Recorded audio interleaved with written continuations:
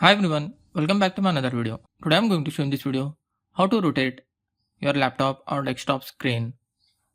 So before going to start the video, if you're not subscribed my channel, please subscribe. So let's start the video.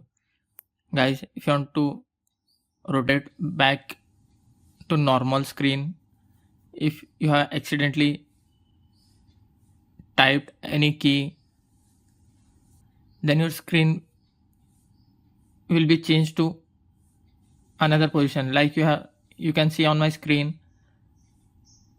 So suppose if you want to change back to your normal screen, then what you have to do, you have to just press Control Alt, you can see here Control Alt and this arrow key. Suppose if your screen has been changed towards downside, then what you have to do, you have to just press Control Alt and this up arrow.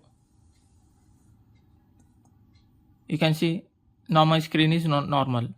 Suppose if your screen has been changed towards right side, then what you have to do, you have to just press Alt, Control and up arrow. Now you can see now my screen is normal.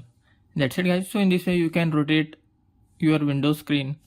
Thanks for watching. Hope if you like this video, please like, share and don't forget to subscribe.